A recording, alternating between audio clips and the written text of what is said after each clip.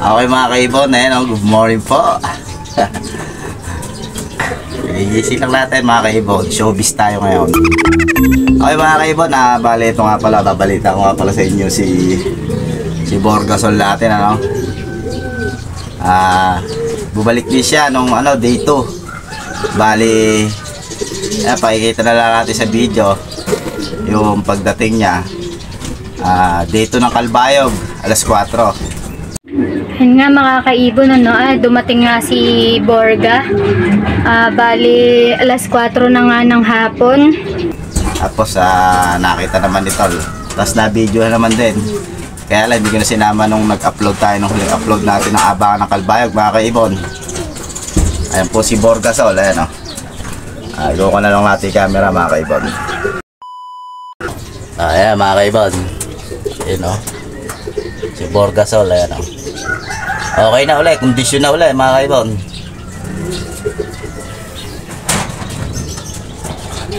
Bali, ayan mga kaibon, ikukwento ko po sa inyo ang kasaysayan ni Borgasol. Kung bakit ko siya kung bakit nailaban at saka yung edad niya. Siguro sa edad na lang din. Kaya nagkaganyan mga kaibon. Si Borgasol nga pala mga kaibon, galing na po ng ng Katbalogan.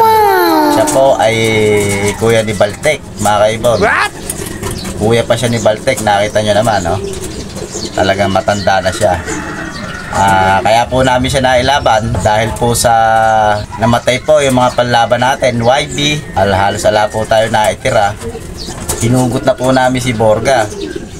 Tinesting lang namin, tinraining namin mga kaibo kung kaya pa ba sa edad niya.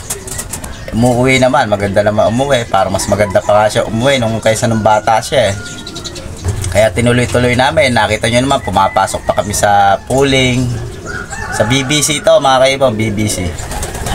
Ayan, pumapasok pa nga kami sa pooling niya kay Borge.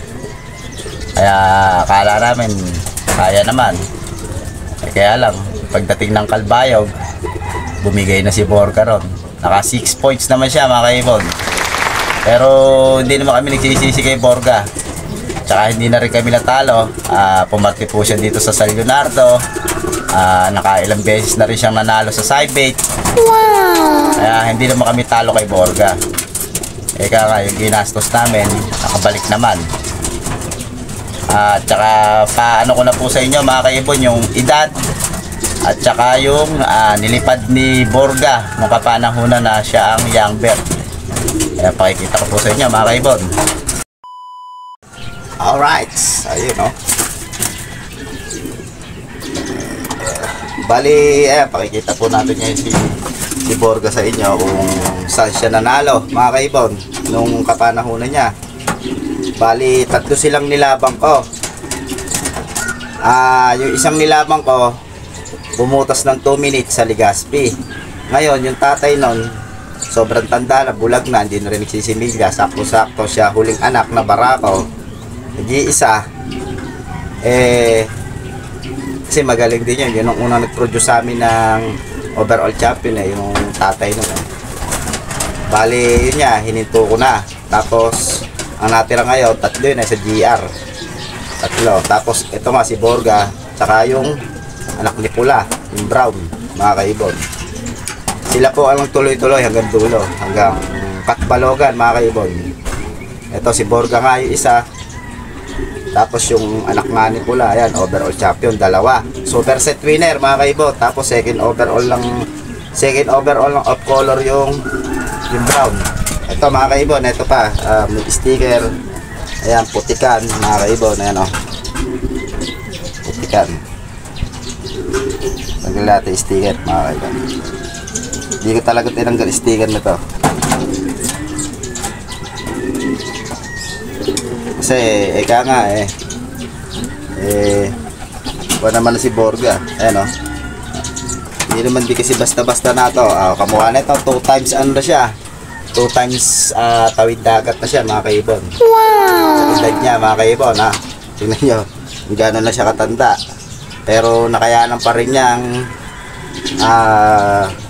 lumaro Pero yung utak niya andun pa rin. Kaya lang siguro sa katandaan na lang niya. Siyempre, yung iba, pag tumatanda, kahit sa tao, nag-uulyanin din. Pero okay naman. Hindi naman namin talaga siya sinisisi. Dahil napilitan na lang kami talaga ito, mga kaibigan. 2019.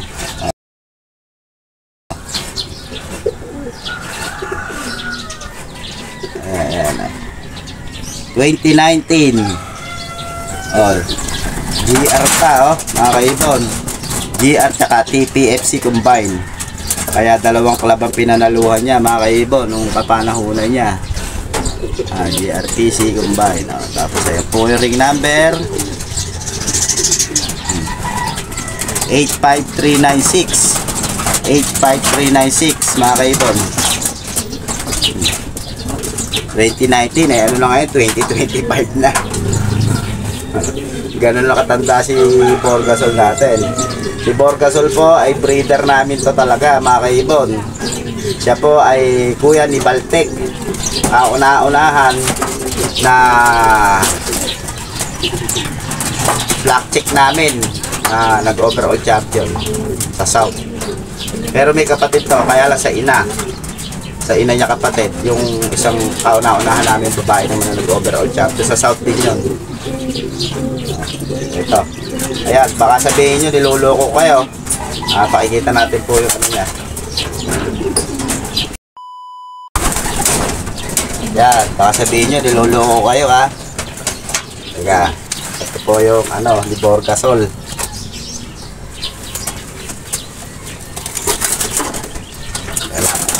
Ito po kasi yung mga certificate na natin. Ito na, mga certificate po natin. O. Medyo marami-rami na rin, mga kaibon. No? Teka lang ha, hanapin natin. Bale, ito yung kasabayan niyang brown na nag-second overall sa off-color, mga kaibon. Ayan o. Ito, yung brown, kasabayan niya ito. Second overall na off-color. Tapos ito si Borga, mga kaibon. Ayan o. Ayan. Ano yung ring number? Ring number. Sabi ring number dito. Ayan o. 85. Ayan o. 85396. Ayan. Ito po yung certificate ni Borga. All bird category, mga kaibon. All bird. Asan ba? All bird. Ito. Wala yata ang all bird na nakalagay. Ay, young bird pala ito, mga kaibon. Young bird.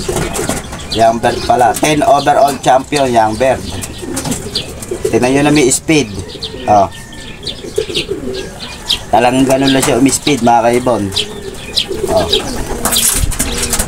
Tagkawayan, oh, 807. Naga 962, mga kaibon. Ayan, oh. Pamalig 822. Kaya lang nang lumalayo siya, gumaganda na yung speed niya. Sursugon, mga kaibon, 924. Matnog 966. Nagdalawa kasi yan dahil di sila nakatawid yata ng ano nun. Ayan, galing lang siya ng Matnog, pinanana ng Katbalogan. Ayan, naka-plastic medyo kan. Ayan, Katbalogan. Dinay-bird niya yun, mga kaibon. Katbalogan day-bird siya. Ika nga si Borga, hindi basta-basta din yung pinagdaanan. 4 po ang naging trophy niya, mga kaibon. 2 sa TPFC, 2 sa GR. At sakto naman, nakita niyo naman, pandemic. Ito siya, all bird, 7 overall champion siya ng all bird. 85396 ring number. Ay na combine. Ring number combine. Si Borga talaga. Okay lang. Kasi nang ihinaya kami, hindi talaga siya nakauwi. Sabi ko nga, kung hindi siya makakauwi ng day 2, malamang nasa mana pero yan, uwi ako, hindi madadakma talaga o mapapatay. Uwi si Borgasol natin. Ayun o, kasi hindi nga basta-bastang ibon na rin yan. Hindi na rin basta-basta yung naging record yan ng bata siya. Kaya lang, sa edad siguro.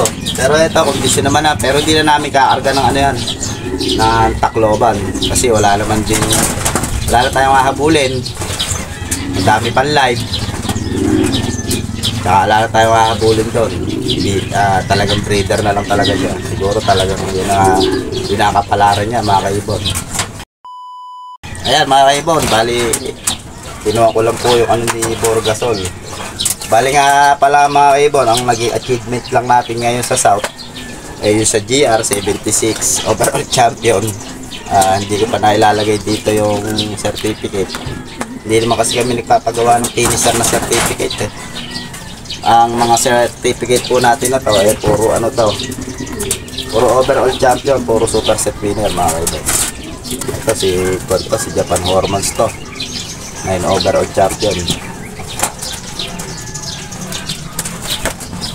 Ayan mga kaibon, bali hanggang dito na lang po ang ating video.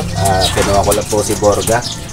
Ngayon po ay araw ng Webes. Ngayon lang tayo makapag-vlog ulit. Siguro wala lang tayo. Summer. Ganyan talaga buhay, hindi tayo pinalad yun. Wala tayo pambato. Si Borga lang, patanda pa. Next time na lang, sa bawi na lang tayo susunod. Sigurado babawi tayo. Ganun talaga eh, hindi naman talaga kada karera eh, magtuko tayo. Okay mga kaibon, hanggang dito na lang po tayo. Shout out po sa inyo lahat. Alright, sa ganito na lang mga kaibon. Maraming salamat po.